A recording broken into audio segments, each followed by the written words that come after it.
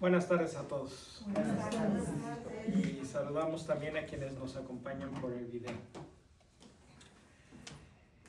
Efectivamente estamos viviendo un tiempo muy difícil, un tiempo donde a muchos y de muchas maneras esta situación nos afecta. Hay personas que tienen miedo de salir a trabajar, hay personas que tienen miedo de venir a la iglesia, hay personas que viven día tras día con miedo. Y se entiende, porque en el mejor de los casos, si se presentara una deportación, pues estamos hablando de la frustración de el objetivo de venir a este país, a buscar algo mejor para nuestras familias. Pero ese es el mejor de los casos, porque en el peor de los casos hay gente que vino a este país no nada más buscando nuevas oportunidades, sino vino realmente huyendo de problemas tremendos en sus países de origen, de violencia terrible, y que lo más probable es que si ellos acaban regresando a su país, a esa violencia, pues acaben lastimados o incluso perdiendo la vida. Entonces se entiende que hay miedo. Creo que es importante entonces que hablemos el día de hoy sobre el tema de la esperanza. ¿Qué significa tener esperanza? Porque hay veces que confundimos el hambre con las ganas de comer y llamamos esperanza a algunas otras ideas que pueden ser buenas, pueden no ser tan buenas. Habría que verlas a la luz de lo que nos enseña la Iglesia, basada en la palabra de Dios, que es la esperanza. También tenemos que tener mucho cuidado con lo que llamamos el pensamiento mágico. El pensar que porque estoy cerca de Dios, o porque rezo, o porque le pido, o porque traigo y prendo veladoras en la iglesia, o cualquier cosa que nos haga pensar que estamos comprando de alguna manera el favor de Dios, y que ya con eso ya le hicimos.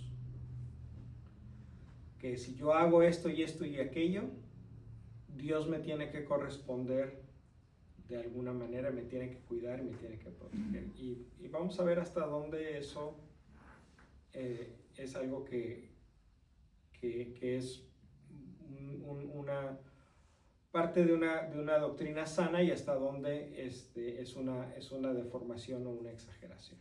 Entonces, yo quisiera que nos basáramos nuestra conversación el día de hoy en el Catecismo de la Iglesia Católica, tratando el tema de la esperanza en los números 18-17 al 18-21, son poquitos, pero creo que hay algunas ideas que son muy buenas para provocar nuestra discusión, nuestra plática.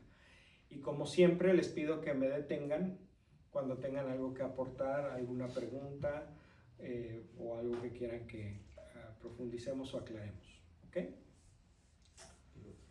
Vamos comenzando con el 1817, donde el Catecismo define lo que es la esperanza cristiana. Dice: la esperanza es la virtud teologal por la que aspiramos al reino de los cielos y a la vida eterna como nuestra felicidad, poniendo nuestra confianza en las promesas de Cristo y apoyándonos no en nuestras fuerzas, sino en los auxilios de la gracia del Espíritu Santo. Entonces vamos comenzando por eso. La esperanza es una virtud teologal. ¿Qué significa una virtud teologal? Las virtudes teologales, ¿se acuerdan cuántas son? 3. ¿Y cuáles son? Fe, esperanza y amor. Fe, esperanza y amor. Al amor hay veces que se le dice caridad, porque amor es una palabra que para diferentes personas puede significar diferentes cosas. El problema es que caridad también. Hay veces que caridad la entendemos como una limosna. o algo que se hace en favor de una persona necesitada. El amor que es caridad, o la caridad que es amor, es un amor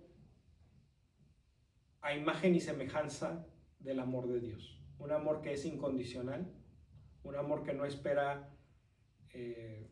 recompensa, un amor que se da y se da y se da y se da a todos sin distinción, sin discriminación. Entonces, ese amor, caridad, esa es la tercera virtud teologal.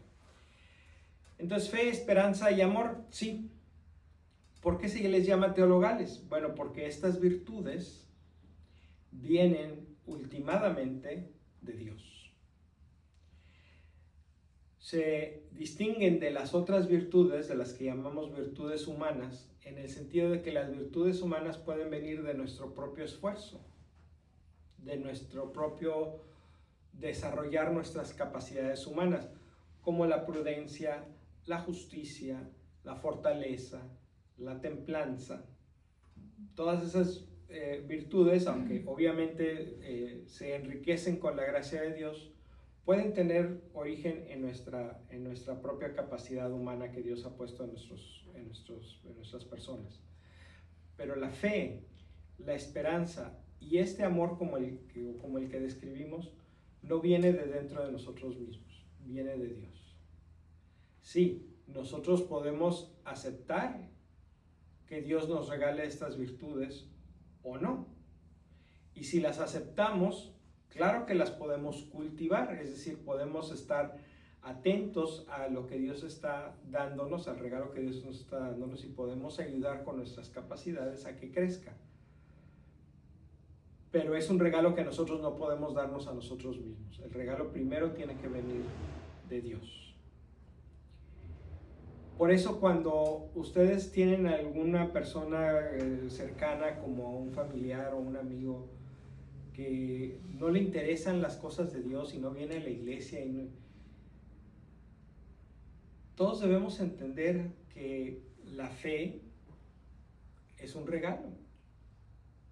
Y no todo el mundo ha aceptado el regalo. Dios quiere darle el regalo de la fe a todos, sí, pero Dios no va a obligar a nadie a aceptar el regalo de la fe. Entonces, si esta persona no ha aceptado el regalo de la fe, pues no lo ha recibido, y entonces, pues claro que no cree. Pues es que es obvio, lo ves, la creación y las cosas que pasan y la historia, pues sí, pero si las ves nada más a través de los ojos humanos, puede que no te des cuenta de dónde está la mano de Dios en todas esas cosas. Y es perfectamente normal. La gente no lo hace por maldad, ni por conveniencia, ni por estupidez. Es simplemente que ellos no han abierto los ojos al regalo que Dios les está dando. Igual con el amor, igual con la esperanza. Es que tienes que confiar en Dios, tienes que confiar en Dios. No, la gente no tiene que confiar en Dios. Si nosotros hemos aprendido a confiar en Dios, es porque hemos recibido este regalo de la esperanza. Pero no todos lo han recibido. Entonces tenemos que ser prudentes y pacientes con las personas que nos rodean, que no han recibido o no se han dado cuenta que Dios les quiere dar estos regalos, porque no es culpa de ellos nada más. A lo mejor no ha habido nadie que se los muestre de una manera que los convenza. Nadie se convierte a sí mismo. Todos recibimos la fe, que es la primera de estas virtudes, por las acciones de otros, en nuestra familia o en la iglesia o con alguna persona en algún retiro, pero alguien más hizo algo que hizo que yo creyera.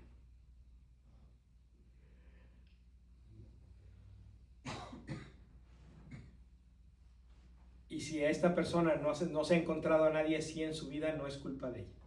¿Sí? Pero fíjense el alcance que tiene la esperanza.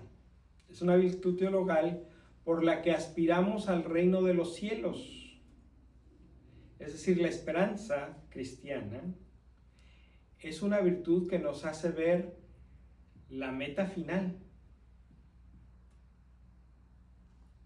No necesariamente cada paso que vamos a dar para llegar a la meta final. Cuando Dios nos habla de esperanza y nos da el don de la esperanza y la virtud de la esperanza, Dios no nos está dando algo que se va a cumplir en el camino. Lo que esperamos, la razón de nuestra esperanza, se va a cumplir solamente en el mundo venidero. Pero el tener esperanza en el reino de los cielos cambia la manera en que percibimos nuestro caminar.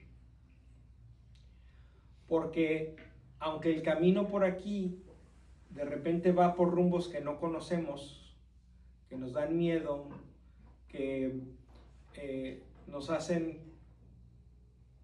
padecer, que nos causan dolor, nuestra esperanza nos dice: eso que te está lastimando es pasajero, no va a durar para siempre. Lo que va a durar para siempre es la felicidad plena que Dios tiene para ti en el cielo. Hay una canción salvadoreña que obviamente no se las voy a cantar porque los quiero mucho y no quiero torturarlos. Pero la canción dice algo así como: me dijo mi abuelita, si te quieres salvar, las cruces de la vida tienes que soportar.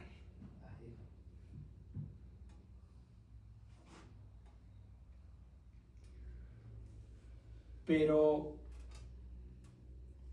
esto es cierto solamente hasta cierta medida. Porque cuando se lleva al extremo esta idea de que para salvarse hay que sufrir,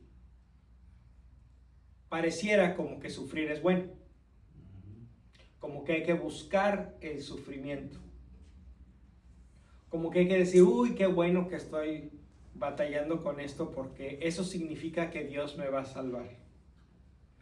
No, tu sufrimiento no es la causa de la salvación. Tu salvación no es el premio porque soportaste el sufrimiento. Tu salvación puede ser el motivo que te impulse a vivir tu sufrimiento de una manera diferente. Pero Dios no quiere que sufras. Nunca. Nunca. El sufrimiento no es bueno y Dios no quiere que sufras.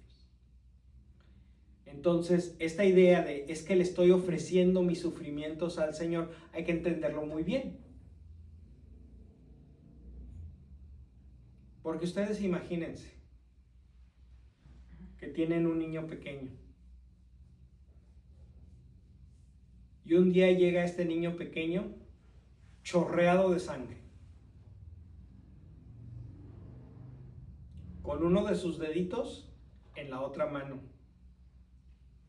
y les dice: papá, mamá, me corté este dedo, te lo ofrezco. ¿A ustedes les gustaría eso? Pues no, ¿verdad? ¿Qué clase de monstruo crees que soy, Guillermo? Pues como dice Jesús, si nosotros que somos malos queremos cosas buenas para nuestros hijos, ¿con cuánta mayor razón Dios, que es bueno, quiere cosas buenas para todos sus hijos? Entonces, la próxima vez que se les ocurra esa idea de le voy a ofrecer mi sufrimiento a Dios, piénsalo dos veces. ¿Qué le estás ofreciendo? ¿Le estás ofreciendo tu dolor porque crees que a Dios le gusta tu dolor? Necesitas primero no hacer eso y después revisar cómo está tu creencia en esas cosas, porque crees en un Dios que es monstruoso. Crees en un Dios que es peor que el demonio. El demonio por lo menos es honesto. El demonio dice que es malo y es malo. Pero ese Dios en el que crees dice que es bueno y es malo. No, lo que significa cuando decimos que le estamos ofreciendo nuestros sufrimientos al Señor es abreviar lo que estamos queriendo decir. Lo que estamos queriendo decir es que le estamos ofreciendo a Dios la manera en que vivo este sufrimiento. Con paciencia, con esperanza, con confianza en Él. Eso es lo que le estás ofreciendo a Dios.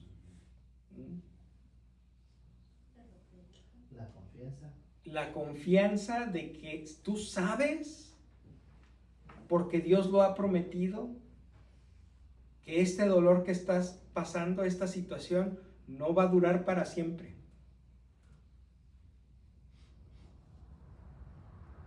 Porque en el peor de los casos, ese dolor, el día que tú vayas a dar cuentas de tu vida a Dios, ese dolor se va a quedar aquí. No va a ir contigo. Entonces, aunque el dolor o aunque lo que te está causando el dolor durara toda la vida, nada más dura esta vida, no la que viene. Entonces no dura para siempre. Entonces no es lo más importante. ¿Sí hace sentido? Ahora, ¿qué justifica nuestra esperanza? Dice la carta a los Hebreos, el capítulo 10, verso 23. Mantengamos firme la confesión de la esperanza, pues fiel es el autor de la promesa. Palabra de Dios. El motivo de permanecer firmes en la esperanza no es porque nosotros seamos bien fregones. No es porque nosotros seamos muy fuertes, o muy ecuánimes, o muy pacientes, o muy humildes. Otra virtud muy malentendida. De esa hablaremos otro día. Es que es muy humilde. No, es muy menso.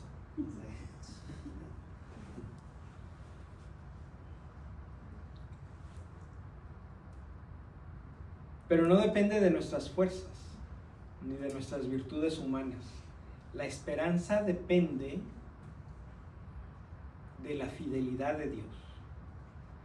Porque Dios es fiel, puedo tener esperanza. Porque yo sé que pueden pasar el cielo y la tierra, pero ni una sola de las palabras del Señor dejará de pasar.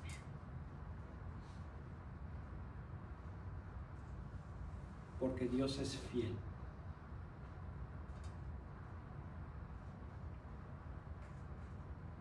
Esa es la razón de nuestra esperanza, la fidelidad de Dios. Y por eso es una roca sólida. Por eso los vientos y las tempestades de esta vida no nos pueden tumbar de ahí, porque nuestros pies están firmes en una roca sólida, donde estamos perfectamente anclados, perfectamente seguros. Dice la carta a Tito en el capítulo 3, versos 6 y 7. El Espíritu Santo que Dios derramó sobre nosotros con largueza por medio de Jesucristo nuestro Salvador, para que justificados por su gracia, fuésemos constituidos herederos en esperanza de vida eterna. Entonces fíjense cómo están relacionadas la fe y la esperanza. Si nosotros creemos, porque el Espíritu Santo nos ha iluminado para creer que Jesús dio su vida por nosotros y resucitó por nosotros y nos envió el Espíritu Santo para que tengamos a Dios dentro de nosotros, entonces esta gracia nos justifica delante de Dios. Hace que tengamos acceso a Dios. Hace que podamos tener una relación con Dios. Hace que podamos pedir perdón por nuestros pecados y tener la seguridad de que Dios nos perdona. Y precisamente porque nos justifica la gracia de Dios, eso nos constituye herederos de la vida eterna. Y esa es nuestra esperanza. Entonces, la fe y la esperanza se retroalimentan. Porque si tú crees que Dios te perdona, puedes esperar ir al cielo. Y si esperas ir al cielo, ves aumentada tu fe, porque ves las cosas de manera diferente. No es lo mismo vivir la vida cuando sabes en qué va a terminar que cuando no. ¿Verdad? Piensen, por ejemplo, en una telenovela. Si ustedes ya saben el final de la telenovela, pues ya ni chiste tiene. Ay, es que lo va a matar, lo va a matar. No, ya sabes que no lo va a matar, al final se casa con él.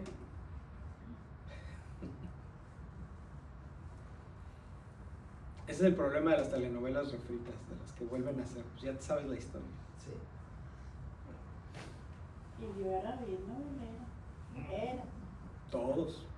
Yo sigo siendo. Pero había una novela que sí se mató. Pues sí, sí. Pero si la vuelves a ver. ¿En la vida real o en la novela? No, en la novela. Pero, Estaba llorando porque se mató. pero si vuelves a ver la misma novela, ya sabes que se va a morir. Y ya dices, pues qué importa lo que haga, se va a morir. Ya no va a llorar. No, yo ya sé lo que va a pasar. Entonces, saber el final de la historia cambia la manera en que la vivimos. El saber que tenemos el final garantizado por la fidelidad de Dios cambia la manera en que enfrentamos nuestros problemas de aquí.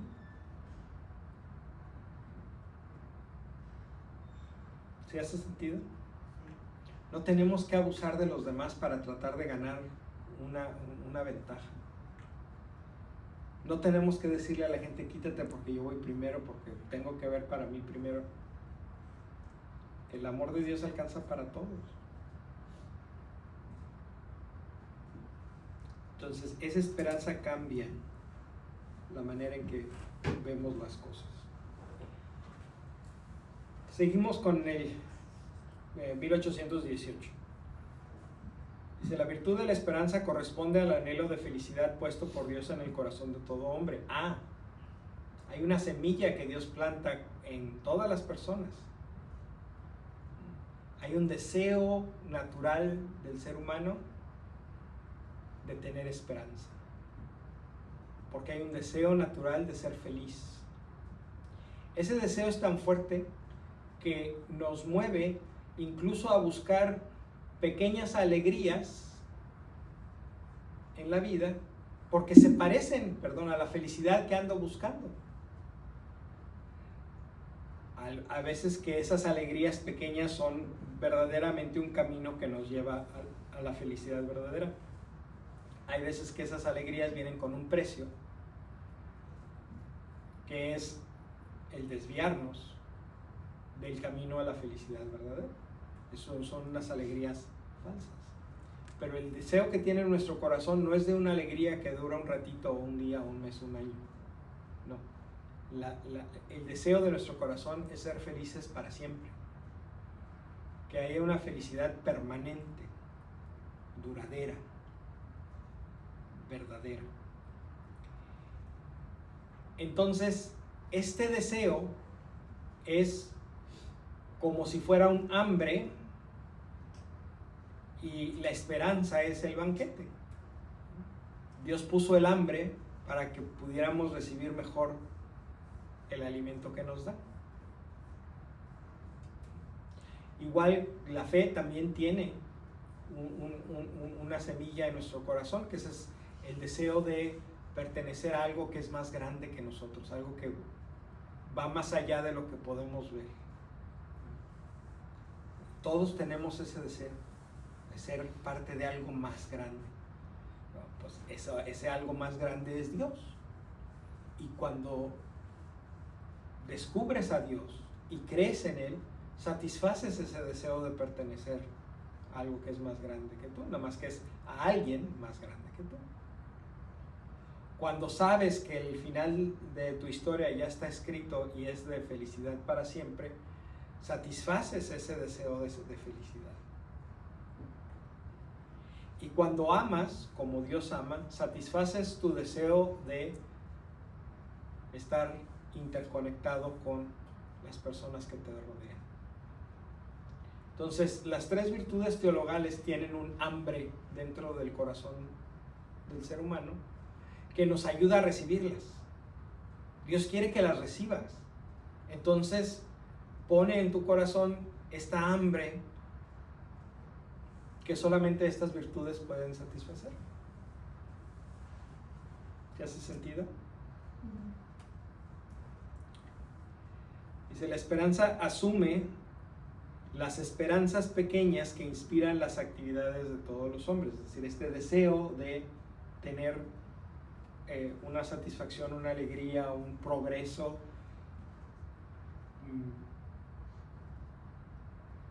son parte de la esperanza. Si esto realmente es bueno, no está peleado con la esperanza de ir al cielo. Y por lo tanto, hay cosas que te causan sufrimiento. Hay cosas que te hacen que te muevas hacia el otro lado, no hacia las alegrías, sino hacia las tristezas. Y estas cosas que pasan sí pueden ir en contra de tu esperanza, de la esperanza teologal. ¿En qué sentido? Puede ser que todos estos sufrimientos, todos estos desmayos te hagan que te desesperes. Sabes que no nos detenemos a pronunciar despacito esa palabra de desesperarse. Quiere decir desesperanza, sin esperanza, o quitar la esperanza. Entonces, si te va mal y mal y mal y mal, es posible que tu corazón no aguante y pierdas la esperanza. Es de, ya no me importa nada, yo ya no creo nada. Por eso es importante el procurar que todos los seres humanos tengan una vida decorosa, que tengan satisfechas sus necesidades básicas. Por eso la iglesia se involucra en estas cosas. La misión de la iglesia no es el activismo social. La misión de la iglesia es formar santos para Jesucristo. Esa es la única misión de la iglesia. Pero alguien que se está muriendo de hambre, es muy difícil que trabaje en su santidad. Va a invertir todos sus esfuerzos de su día en conseguir algo que comer. Alguien que vive con el miedo de no poder asomar ni siquiera la nariz a la calle porque a lo mejor me deportan, pues va a pasar su día cuidándose del peligro que está allá afuera, real o imaginario. No va a estar trabajando en su santidad. Entonces la iglesia quiere que las personas tengan satisfechas sus necesidades básicas de alimento, vestido, sustento, educación, tranquilidad, estabilidad, para que puedan, una vez satisfechas las necesidades básicas, entonces sí invertir sus fuerzas en las necesidades más grandes, más elevadas, en trabajar en su santidad. Dice el dicho, y dice muy bien, que primero es comer que ser cristiano, ¿verdad? Así decía mi mamá, sí. Sí, primero es comer que ser cristiano. ¿Qué quiere decir? Que la necesidad de comer es mucho más básica. Si no tienes ese satisfecho, pues no me vengas a hablar de Diosito. Primero dame de comer, porque si no, no te voy a poner atención. Le voy a poner atención a la tripa que me está gruñendo. No es que no te quiera poner atención, es que no puedo ponerte atención. ¿Sí hace sentido? Dice, la esperanza protege del desaliento, sostiene en todo desfallecimiento y preserva del egoísmo. Ya hablamos sobre el desaliento y el desfallecimiento, pero ¿qué tiene que ver la esperanza con el egoísmo? Lo habíamos mencionado brevemente, pero quiero detenerme un poquito más. Si yo sé que mi felicidad eterna está garantizada, yo no necesito acaparar ni bienes, ni personas, ni atención, ni ninguna otra cosa en este mundo.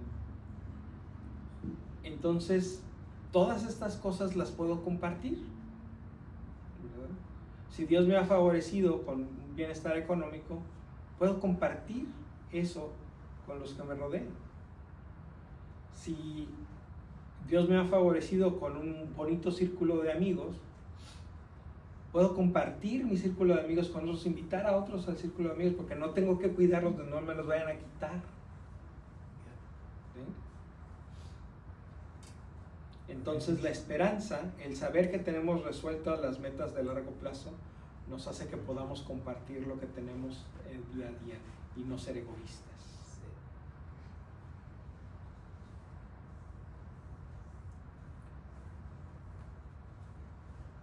El artículo 1820 comienza diciendo: la esperanza cristiana se manifiesta desde el comienzo de la predicación de Jesús en la proclamación de las bienaventuranzas.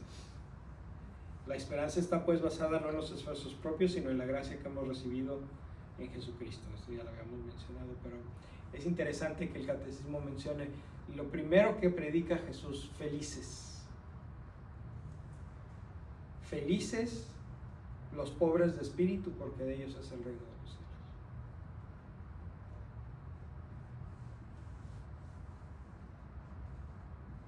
Ese es el motor de la esperanza. Que Jesús comienza su ministerio diciéndonos: de lo que se trata es de que ustedes sean felices.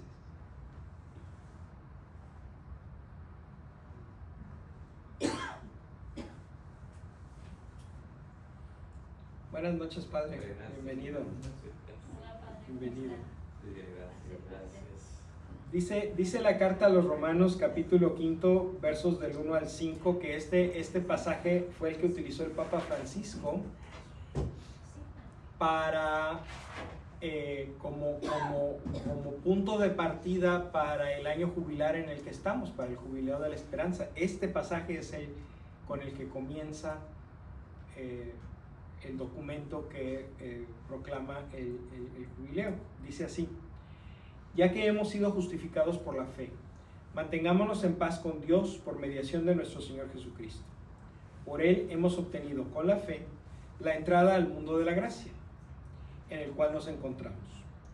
Por Él podemos gloriarnos de tener la esperanza de participar en la gloria de Dios. Más aún, nos gloriamos hasta de los sufrimientos, pues sabemos que el sufrimiento engendra la paciencia engendra la virtud sólida engendra la esperanza, y la esperanza no defrauda, porque Dios ha infundido su amor en nuestros corazones por medio del Espíritu Santo que Él mismo nos ha dado. Palabra de Dios. Entonces fíjense cómo San Pablo es muy claro: nos gloriamos hasta de los sufrimientos. ¿Por qué? No porque los sufrimientos son algo bueno, no porque Dios quiere que sufras, sino porque los sufrimientos los podemos utilizar para trabajar con nuestra paciencia, y la paciencia abre la puerta para que recibamos la virtud teologal de la esperanza. Pero nadie quiere tener paciencia. En este mundo, hoy día, todo queremos hacer express. Todo queremos la gratificación inmediata, ¿verdad? O sea, que queremos pedir la cosa por el teléfono y que en cuanto le hagamos clic ya esté tocando la puerta para entregarlo. Y hay veces que sí funciona, casi. Pero si se tarda, si nos dijeron que iba a estar en media hora y ya pasaron 35 minutos, ya queremos hablar para quejarnos y que nos devuelvan nuestro dinero, porque ¿cómo es posible? ¿Cómo es posible? Después de 30 minutos eso es gratis. ¿Sí? Sí, sí. Así nos está acostumbrando nuestro mundo, que se mueve a una velocidad tremenda. Pero precisamente por eso, porque ese mundo no conduce a el desarrollo de la paciencia, tenemos que aprovechar las cosas que sí nos pueden ayudar a desarrollar la paciencia, porque sí, si no hay paciencia, no hace sentido la esperanza. Si la esperanza es que al final de la vida mi felicidad está garantizada en el cielo, pues para eso falta un montón. A lo mejor no es cierto, ¿verdad? A lo mejor no falta ni tanto, pero eso es algo que no sabemos y no nos imaginamos. Entonces, si vemos así de lejana esta felicidad, pues entonces ahorita no puedo perder el tiempo pensando en esas cosas. Ahorita tengo que concentrarme en lo que necesito para la próxima hora, no para dentro de la eternidad. O sea, La paciencia es una virtud. la paciencia es una virtud, pero nuestro mundo está diseñado para no permitir que la desarrollemos. Por eso Pablo nos invita: aprovecha las cosas que sí te ayudan, como el sufrimiento, porque cuando las cosas que te duelen generalmente son cosas que no puedes solucionar fácilmente. Porque si las pudieras solucionar fácilmente, pues no dejarías que te lastimaran, ¿verdad? O sea, suceden, las resuelves y se acabó. Pero, por ejemplo, si es una enfermedad propia o de algún familiar, pues puedes ir al médico, dar tratamientos, comprar medicinas, pero hay veces que la salud tarda en llegar. Y hay veces que tarda mucho en llegar. Por eso eres un paciente. Por eso cuando estás enfermo y vas al médico eres un paciente, porque así tienes que ser paciencia. Cuando van manejando es impaciente. Eres impaciente. Ahora imagínense con una condición crónica que vas a tener toda la vida. Cuando te diagnostican una depresión, una diabetes, Pero hay que ser positivos porque también eso hay que ofrecérselo a Dios.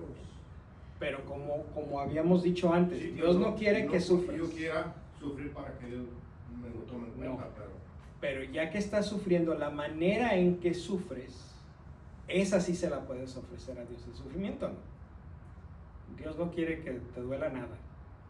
Pero ya que en este mundo donde no siempre se cumple la voluntad de Dios, algo te duele, lo que sí le puedes ofrecer es lo que sí está dentro de tus posibilidades ofrecer, que es la manera en que enfrentas ese sufrimiento.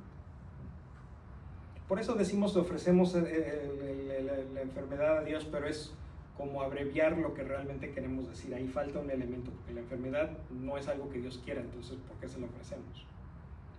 Dios no la quiere, pero la manera en que tú enfrentas la enfermedad, es así, porque esa habla de ti, de tu carácter y de las virtudes que has recibido de Dios y que has puesto en práctica, como la esperanza. Memo, de este muchacho Carlos Acutis, Sí. algo decían de cómo él había enfrentado la leucemia. No sé cómo está la onda. Bueno, Carlos fue diagnosticado de manera tardía.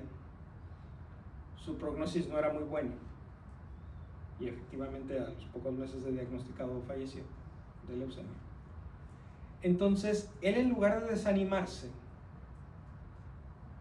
lo que hizo fue: bueno, ya no me tengo que preocupar por lo que va a suceder el año que viene, o dentro de 2 años, o dentro de 5 años, o dentro de 20, o dentro de 50.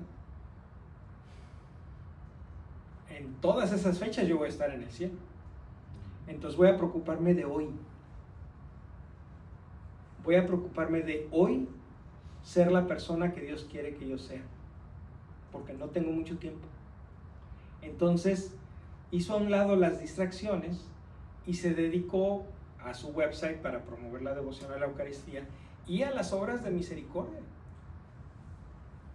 O sea, ya que se abrió la causa de canonización, eran filas de gente que iban a decir: sí, es que él a mí fue y me ayudó en una cosa, dio de comer, fue y me llevó esto, o sea, porque mientras él podía, de por sí lo hacía, obviamente que esto no cambió de la 180 grados, él ya era una persona que iba creciendo en un ambiente de fe, pero en lugar de desanimarse y decir, no, pues, y lo hubiera podido decir, es que pobrecito de mí, que me atiendan, ¿verdad? Ahora que yo he ayudado en la comunidad de la iglesia, ahora que ellos me ayuden y hacerse la víctima, él dijo, no, al contrario, ahora tengo menos distracciones para poder, las pocas fuerzas que me quedan, emplearlas para bien de los demás. Por eso lo beatificaron. Porque decidió enfrentar su enfermedad así, no porque la tuvo. El tener leucemia no es causa de santidad. El enfrentar la leucemia como lo hizo él, sí.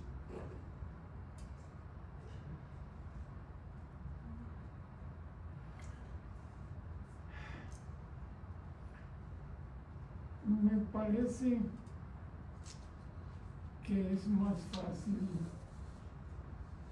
buscar o tener fe cuando uno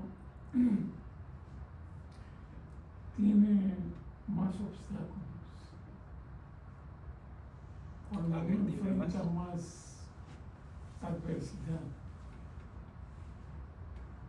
Okay. ¿Estoy incorrecto? ¿Por qué piensas eso? Pues, ay Diosito, ayúdame porque ahora tengo este problema. Ah, ok. Entonces sí nos acordamos. Cuando te duele, te acuerdas que tienes un Dios. Ujú. Algo hay de eso. No es lo ideal, Ujú. ¿verdad? El tener que esperar a tener la necesidad para acordarte de Dios, pero ciertamente que la necesidad te ayuda, te empuja en esa dirección. Cuando ya tenías la fe desde el principio, es decir, la necesidad te ayuda a activar la fe que ya tenías. La semilla que Pero estaba no te sembrada. la semilla que ya estaba sembrada, pero la necesidad por sí misma no te da la fe. Si tú no eras una persona creyente y empiezas a pasar una necesidad, pues quién sabe si piensas en Dios, porque no creías en Él desde el principio. Tenía que haber ya o por lo menos una semillita por ahí, pero sí, la necesidad puede ser el pretexto para desarrollarla. No es lo ideal, pero a veces que sí sucede. ¿Sabe qué, Memo? Creo que Juanito quiso decir que Dios nos da una enfermedad para cambiar. No, Dios no nos da las enfermedades, no. No, muchos pensamos así. Sí, pero Que es me incorrecto. una enfermedad para yo poder cambiar, cuando no creo que esa es la... No. Como dice el dicho, tiene que pasar algo para que cambie. Sí. Ah, pero tiene que pasar algo para que cambies es una cosa. No, Dios me mandó la enfermedad para que cambie es otra cosa diferente. Sí, yo escucho mucho que dicen No. que Dios me mandó una enfermedad para que yo cambie. no, pero no es así. ¿no? Porque Dios es todopoderoso y hace muchos milagros, pero esos milagritos no se los podemos colgar a Él, Exacto. ¿no? Y como hay gente que sufre mucho que porque se va a ir al cielo, que ustedes andan buscando cómo sufrir. Pues entonces, ¿quién sabe si se vayan al cielo? Porque aparentemente no entienden muy bien de qué se trata. ¿Sí? Como Ujú. la El gente que se buscar el afecta. sufrimiento es una enfermedad, se llama masoquismo. Es una enfermedad psicológica.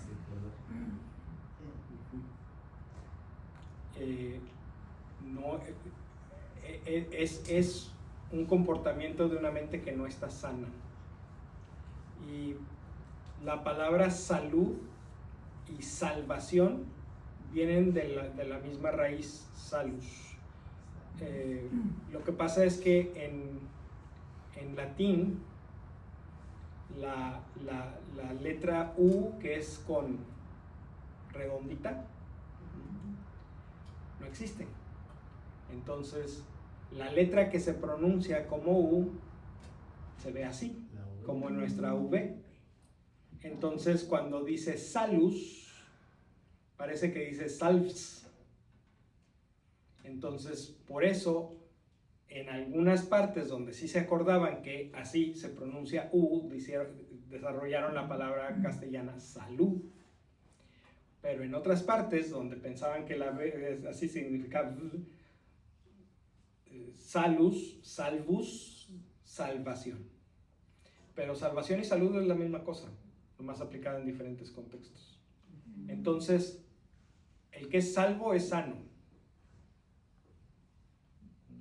No estoy diciendo que el tener enfermedades es automática condenación, pero lo que estoy diciendo es que buscar la enfermedad conscientemente, voluntariamente, significa que no hemos entendido bien de qué se trata la salvación. Aceptarla como un medio para santificarme, para desarrollar mis virtudes, es una cosa. Buscarla activamente es otra cosa. Yo pienso que el que tiene mucha fe se sana. Como las personas que le dicen que tienen cáncer y que tienen mucha fe, han sanado. Hay veces que sucede, pero eso no es cierto. ¿No es cierto? No. La salud es un regalo de Dios, sí, pero Dios ha puesto medios ordinarios para que nosotros recuperemos la salud perdida. Los doctores, las medicinas, los tratamientos, las terapias. La fe te ayuda a pasar la enfermedad de una manera que no afecte la integridad de tu persona. La fe te ayuda a utilizar la enfermedad como un medio de crecer en santidad. Sí, pero cuando Dios te sana en una oración, esas son excepciones, no es la regla. Dios puede hacer lo que le venga la gana, es Dios. Entonces, sí, creo que todos hemos sabido de personas que han ido a la misa de tal, o que han rezado tal cosa, o que se encomendaron a tal, y que son sanados. De hecho, la mayoría de los milagros que se utilizan en Roma para declarar las causas de los santos, ¿verdad? Los santos que fueron mártires pueden ser beatificados así nomás, pero los santos que no fueron mártires, para ser beatificados necesitan tener un milagro. Y ya beatificados, mártires o no mártires, necesitan tener otro milagro para ser canonizados. Entonces, muchos de estos milagros tienen que ver con curaciones inexplicables. Pero, insisto, son excepciones. ¿Sí? Uno tiene que ser activo y buscar la sanación con lo que Dios nos ha prohibido.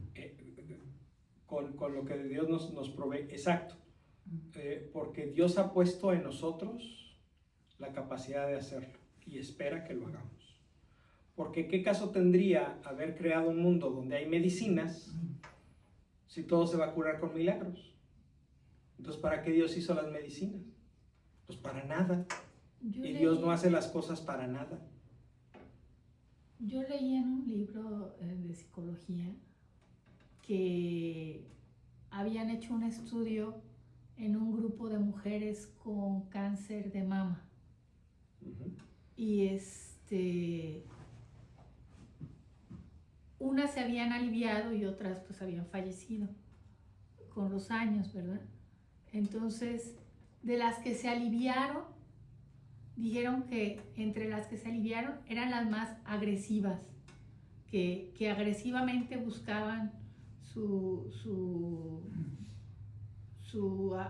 medicina y iban y hablaban y le gritaban a la secretaria y eran las más visibles.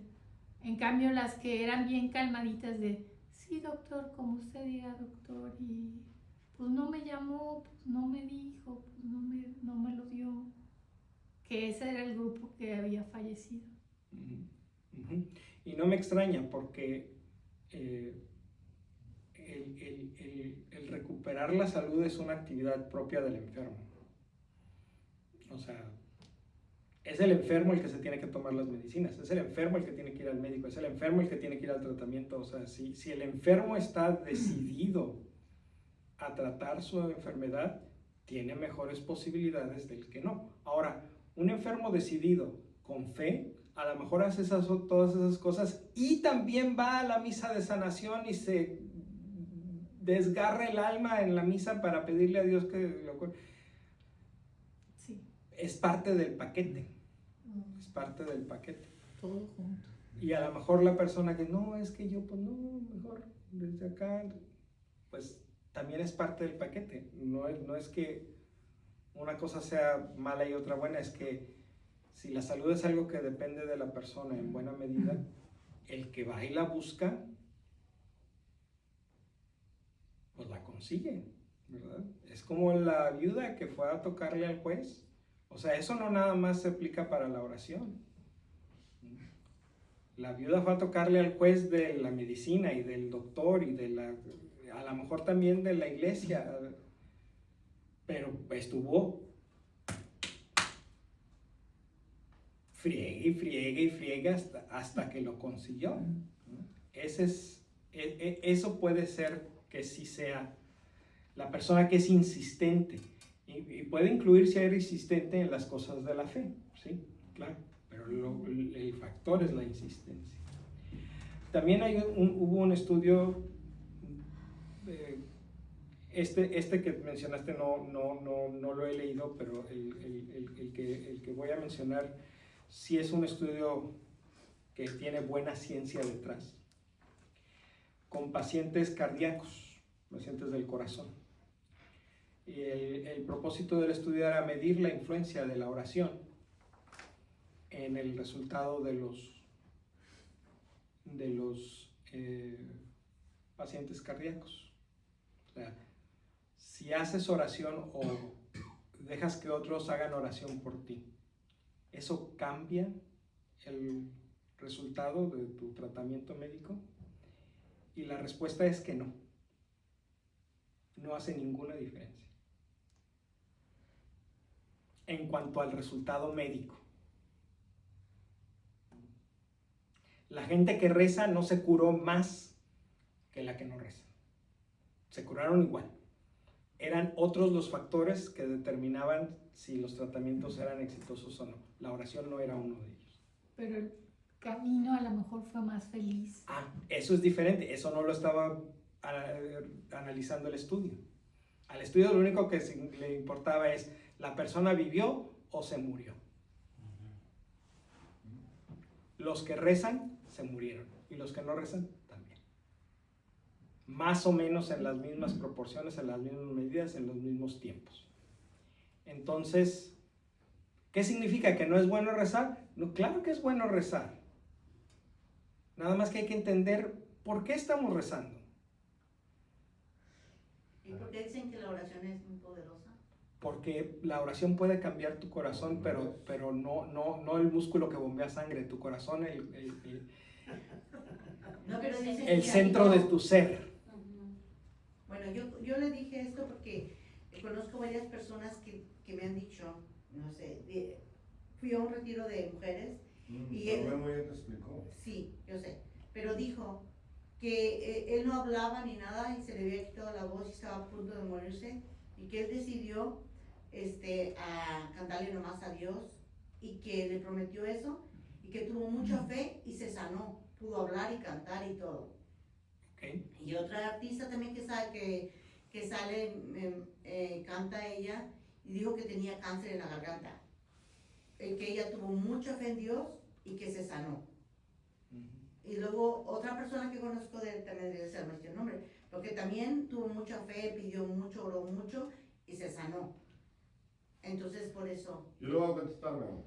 Es el paquete que usted dijo. Es todo junto, no nomás la fe. No. Además, son 3 personas las que mencionaste. Sí. Hay millones de enfermos de cáncer. Sí.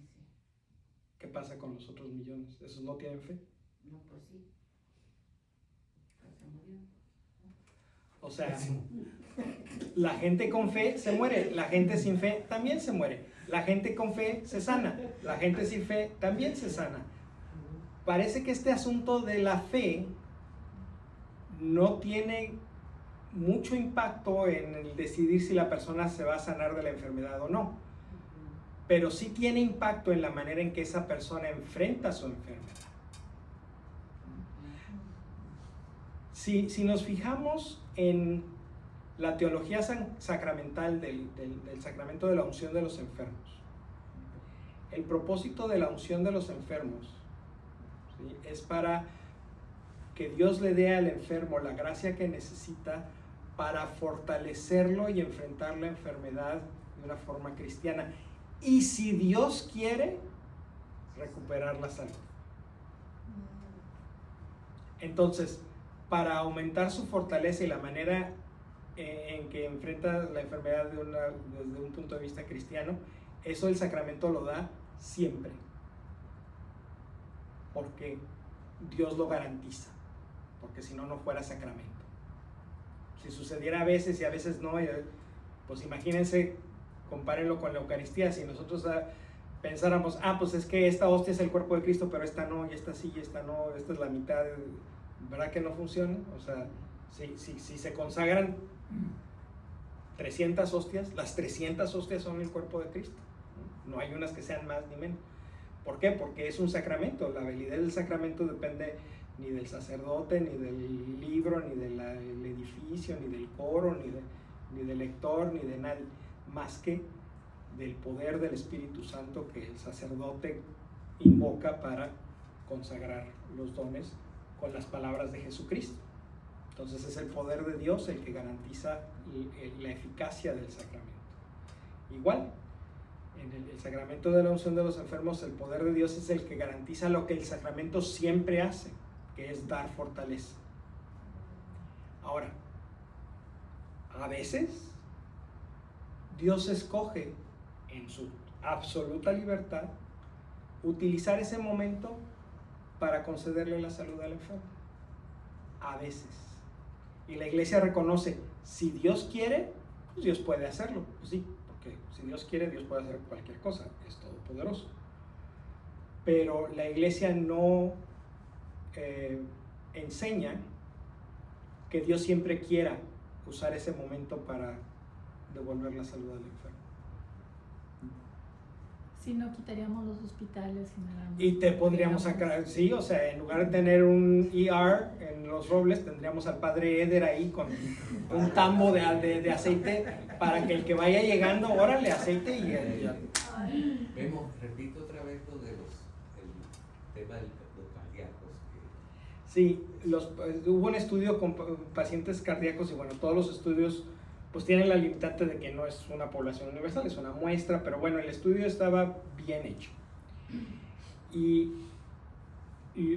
lo que preguntaba el estudio es, ¿la oración es un factor para determinar o cambiar el resultado del tratamiento médico de un paciente cardíaco de manera que altera la probabilidad de sanación o la estadística de la sanación o la duración de la enfermedad y tiene algún impacto en qué tan rápido la persona se recupera? Y el resultado es que en ese estudio no hubo una diferencia estadística ni en la duración del tratamiento, ni en la efectividad del tratamiento, ni en la supervivencia de los pacientes. Todas las demás cosas que la oración puede hacer por ti, ese estudio no las midió. Obvio, lo que estaban enfocando, como dices, era el resultado médico. Sí. A lo que ella se refería, bueno, no sé si te referías, pero lo que entendemos como el poder de la sanación es que en el proceso de la enfermedad nosotros cambiamos nuestra perspectiva de la fe en Dios. Dios me va a sanar, pero no me va a sanar no necesariamente físicamente, pero del interior. Ya voy a tener toda la libertad completa de confiar en Él absolutamente. Ahí es donde ya nos lleva a la esperanza, a la esperanza. Y simplemente pensemos en cuántos santos hay canonizados por la iglesia que han padecido largas enfermedades. Si la iglesia los ha canonizado, quiere decir que ellos, por lo menos al final de sus vidas, y lo más probable es que una buena parte de sus vidas, tuvieron una fe ejemplar. Y si tuvieron esa fe ejemplar, pues significa que eran personas de oración. ¿Por qué no se sanaron? Es que esa es una de las cosas, compadre, que hemos también, hablando de las malinterpretaciones de las palabras, le hemos súper malinterpretado siempre, que buscamos la sanación de Dios, la sanación de nosotros por obra de Dios, pero siempre nos enfocamos en la física, en la sanación del cuerpo, ¿no? Sí, es que yo tenía un cáncer melorritorio, o sea, pero me pudo haber sanado de muchas otras cosas, pero de esa enfermedad no. Sí, cierto. Y aquí hay que recordar, porque hay veces que se nos olvida, que las enfermedades mentales también son físicas. Exacto. Porque también nos puede estar preocupando una depresión o una esquizofrenia o lo que sea. Pero la sanación que Dios promete primero es la sanación espiritual. Tu relación con Él, tu relación con tu familia, tu relación con tu comunidad. Esa manera en que tú estás enfrentando la enfermedad, ¿está cambiando esto? Estas cosas, estas relaciones. Te garantizo que sí. Si lo estás haciendo con sinceridad, te garantizo que sí está cambiando tu relación con Dios y tu relación con tu prójimo. Porque Dios nomás está esperando que lo dejes para hacer eso.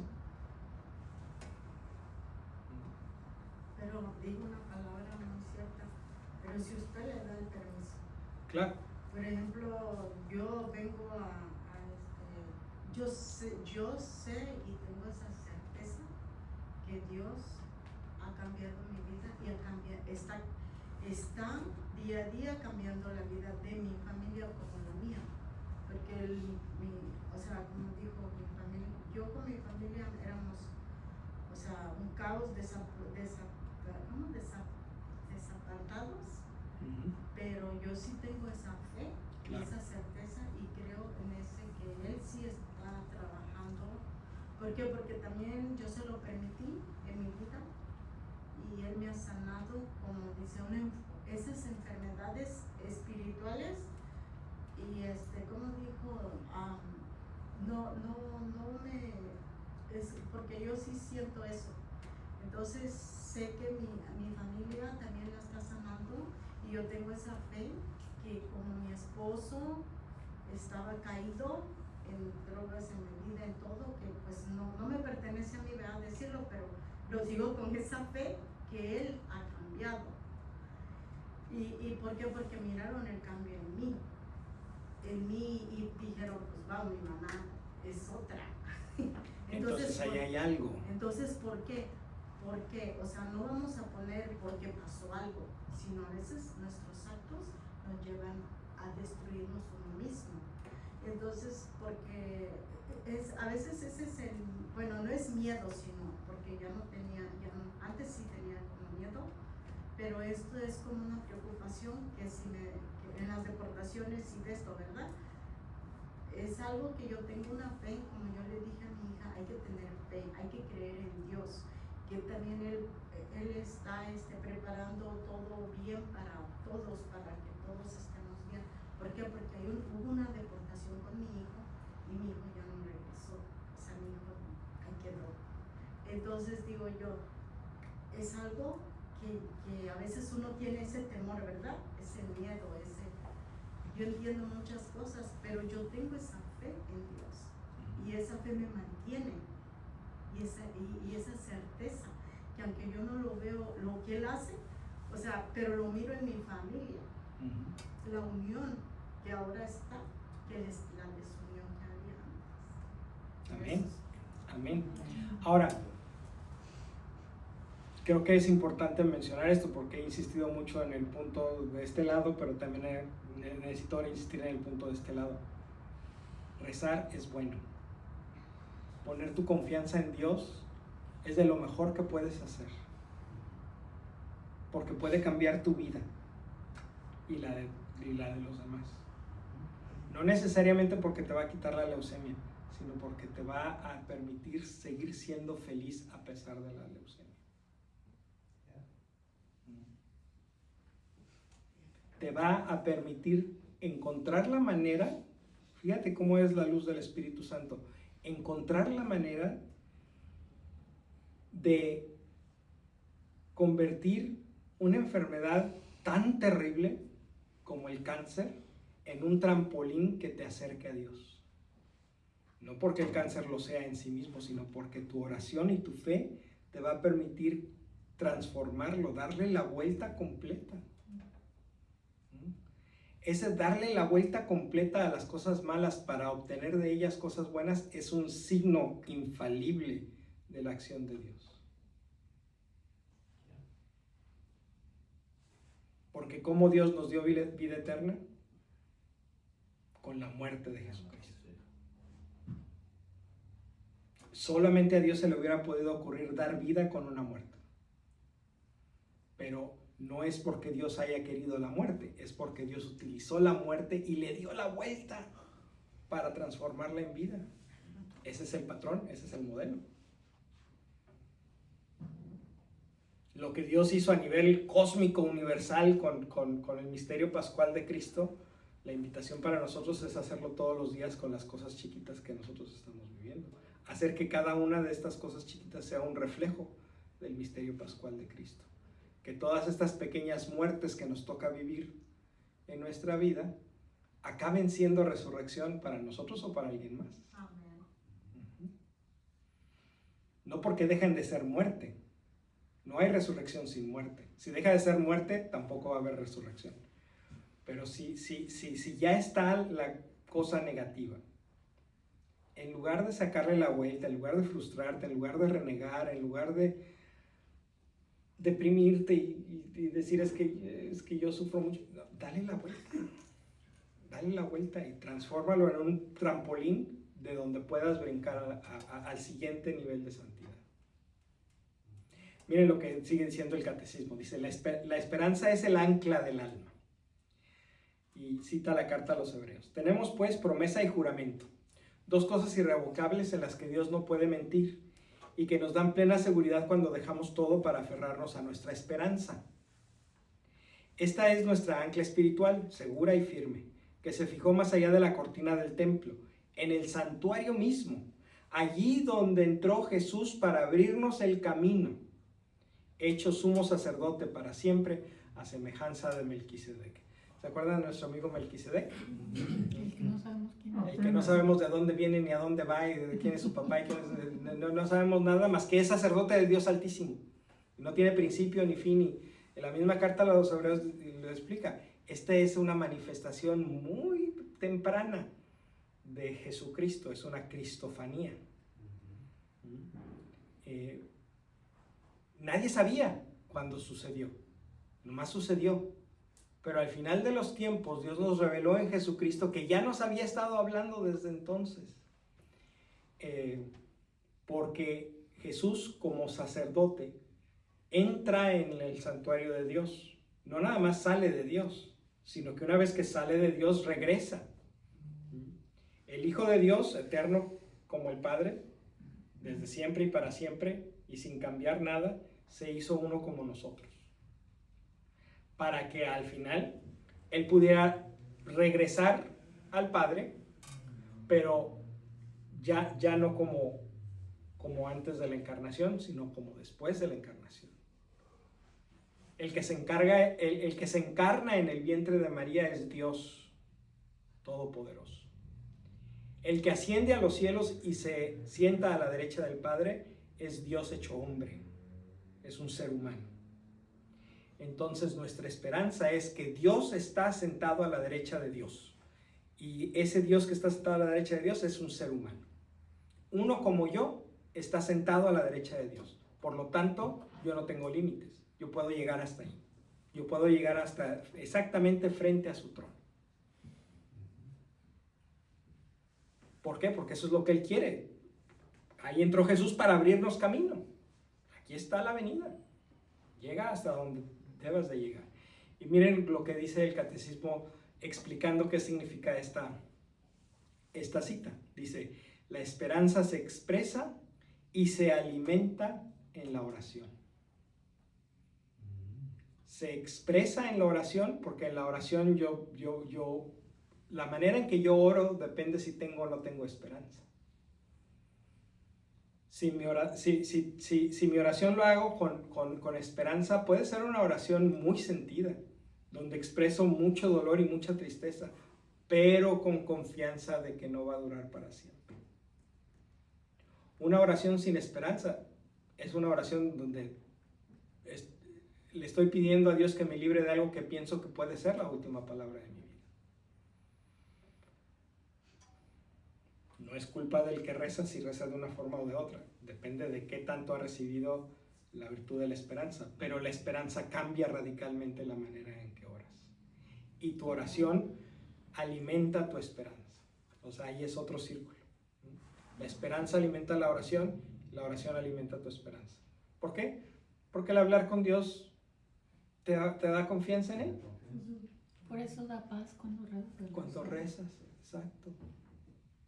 ¿Por qué? Porque abres tu corazón y dejas que Dios llegue y toque las partes que necesitan ser tocadas. Hay una expresión muy bonita que ahorita no me acuerdo exactamente de quién es, pero dice así: no reces hasta que Dios haga lo que tú quieres.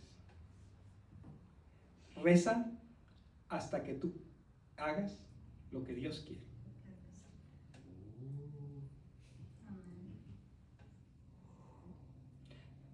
No reces hasta que Dios cumpla tu voluntad. Reza hasta que tú cumplas la suya.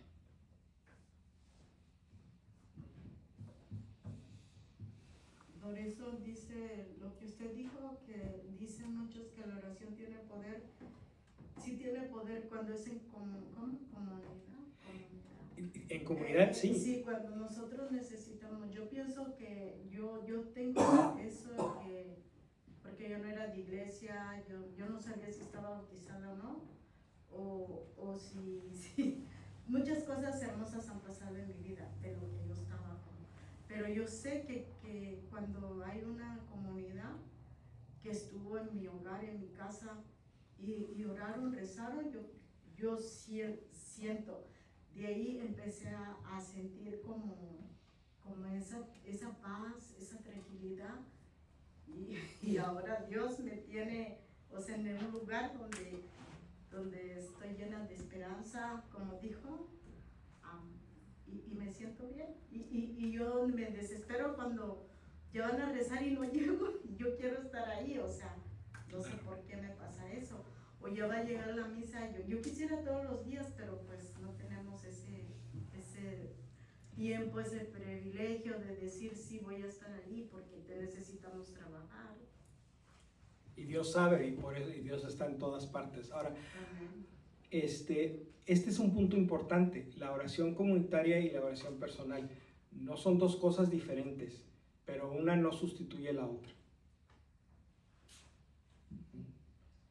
Por ahí hay alguna gente que dice, es que yo para qué voy a misa, yo rezo solo en mi cuarto. Yo voy a la naturaleza y ahí es mi altar y ahí le ofrezco a Dios. Qué bueno que lo hagas, pero eso no sustituye el que vengas a reunirte con tu comunidad, a celebrar la fe juntos. Hay una cancioncita que nuevamente no se las voy a cantar, pero dice: el que reza en su casa y el domingo no va a misa es como el que se pone una corbata sin camisa.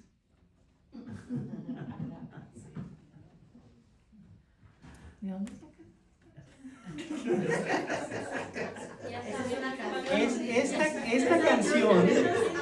Esta canción nos las enseñó Carlos Abraham cuando hizo los ejercicios espirituales en nuestra parroquia. Carlos Abraham es un misionero javeriano que fue el que celebró nuestra boda.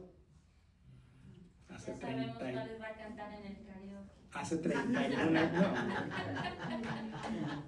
31 años este viernes que viene, no, ¿qué? ¿Jueves? Este jueves que viene. Entonces, Si eso sucedió hace 31 años, cuando conocimos a Carlos Abraham, pues hace 32, 22. porque no fue mucho antes. Entonces, desde hace 32 años que traigo la cancioncita de la corbata y la camisa en la cabeza. Oiga, Hay que oírlas. nena, está como ahorita los jóvenes que no creen mucho en venir a misa. Y yo les digo a mi hijo el chiquito, que es el que más tiene controversia, dice, ma, yo sí creo en Dios. Yo sí creo en Dios, yo sé que, pero yo no creo como ustedes, que se van a misa, que se van aquí, que se van allá. Más, para mí eso no va, pero yo sí creo en Dios, ¿verdad? Bueno, cada quien tiene su proceso y lo que sí hay que estar bien conscientes es que en muchos casos, no digo que en todos, pero en muchos casos las personas que piensan así de yo creo en Dios pero ni muerto me llevan a la iglesia, piensan así no por culpa de Dios, sino por culpa de alguno de nosotros. El ejemplo arrastra. Exacto. Eso es lo que me dice mi hijo desde el medio. Entonces, No mames, Ay. no. antes de apuntar a otros con un dedo, acuérdense que con nosotros tres estamos apuntando para nosotros mismos. O sea, que no vas a misa, sí, porque de que la culpa de quién crees que es eso. Exactamente. Es triste decirlo. Es triste, pero así es. Entonces, no es para decir, entonces, pues, o sea, no se puede hacer nada porque la culpa es de alguien más. No, es no juzgar. Para lo que sí tenemos que hacer es seguir invitando, seguir ayudando y seguir dando un ejemplo, decirles que no todos son como esa persona que te sacó de la iglesia.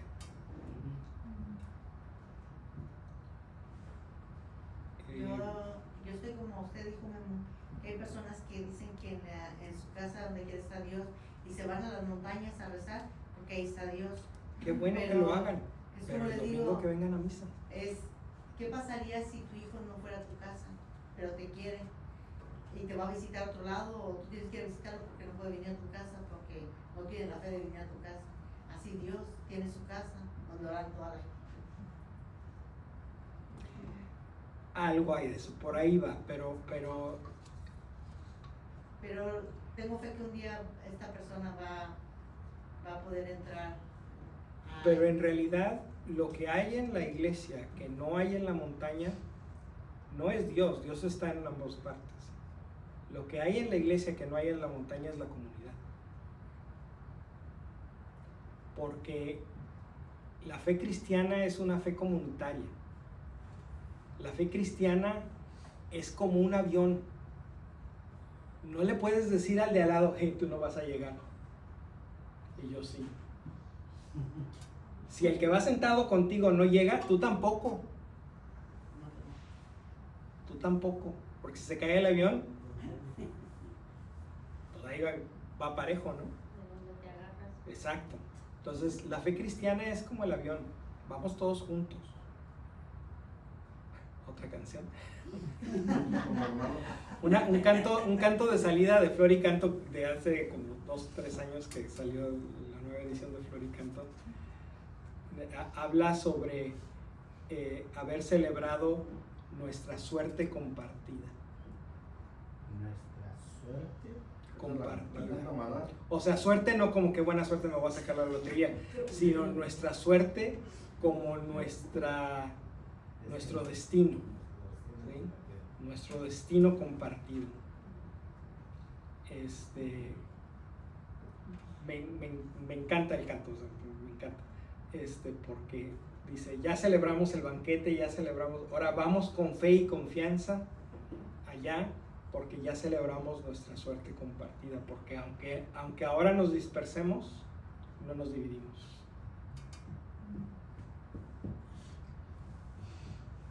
Muy bien. Último párrafo del catecismo. Podemos, por tanto, esperar la gloria del cielo prometida por Dios a los que le aman.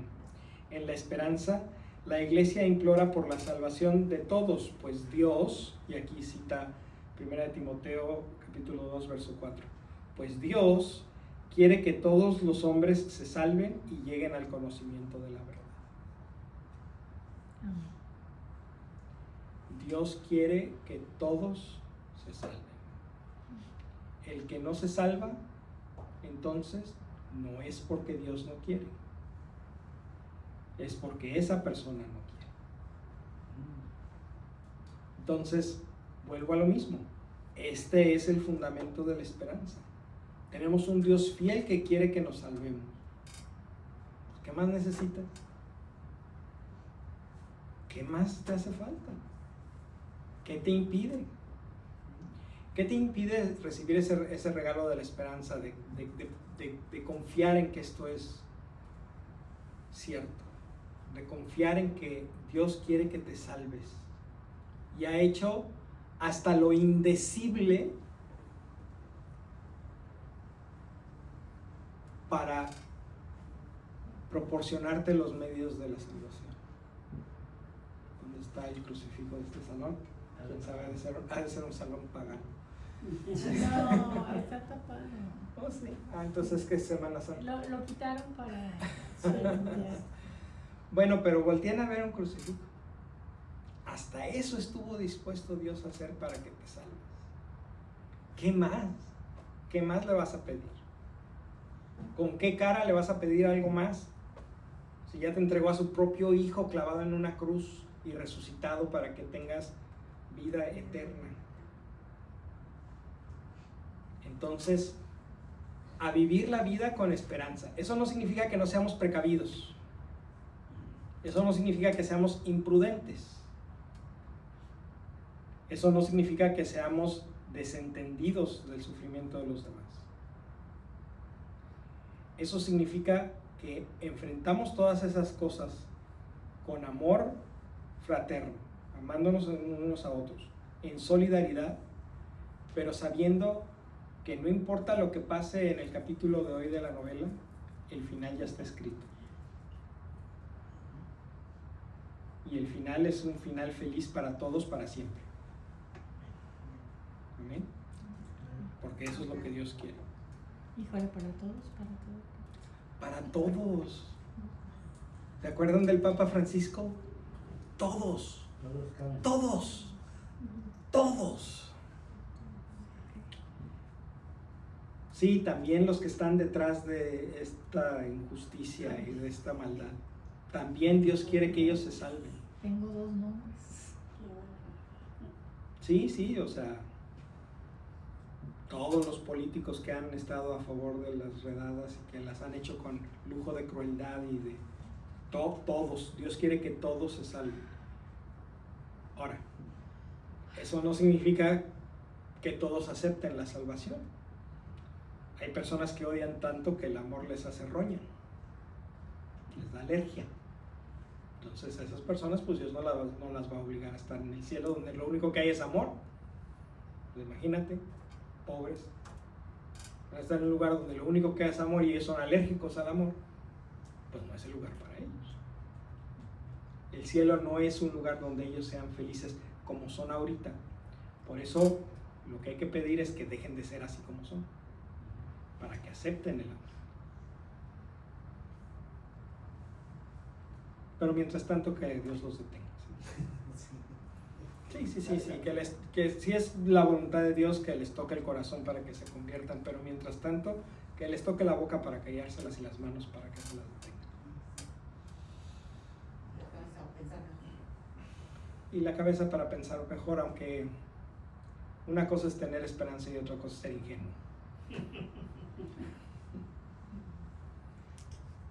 Muy bien. Amén. Amén. Bueno, es bien tarde.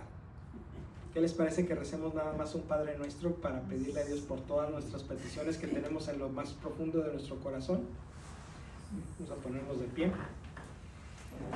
Padre nuestro que estás en el cielo, santificado sea tu nombre. Venga a nosotros tu reino. Hágase tu voluntad en la tierra como en el cielo. Danos hoy nuestro pan de cada día. Perdona nuestras ofensas, como también nosotros perdonamos a los que nos ofenden. No nos dejes caer en la tentación y líbranos del mal. Amén. Dios te salve María, llena eres de gracia, el Señor es contigo. Bendita eres entre todas las mujeres y bendito es el fruto de tu vientre, Jesús. Santa María, Madre de Dios, ruega por nosotros pecadores, ahora y en la hora de nuestra muerte. Amén. Gloria al Padre, y al Hijo, y al Espíritu Santo. Como en el principio, es al cielo, por los siglos de los siglos. Amén. Amén. Padre, ¿nos da su bendición? Dando gracias a Dios nuevamente por este compartir, porque la esperanza nos ayuda sinceramente a tener la paciencia, como Memo también nos compartía, y tener presente en esta bendición también a aquellas personas que están padeciendo ahora esta crueldad de las detenciones, de las redadas, de lo que hemos visto en estos últimos días. Que esta bendición llega a muchas familias separadas, especialmente, que están sufriendo, los enfermos, los que están en estos momentos pasando por grandes dificultades. Señor, bendice a cada uno de todos tus hijos e hijas, a sus hogares, las familias, aquellos que están también, Jesús, alejados de ti, que esta bendición y nuestras oraciones ayuden a que a través también de la esperanza tengamos algún día tantos cambios para nuestras vidas, para nuestra comunidad y el mundo entero. Bendice ahora y siempre en el nombre del Padre y del Hijo y del Espíritu Santo. Amén. Amén. Una feliz noche. Gracias, Memo, por el mensaje. Y a ustedes por venir. Ya tenía... No.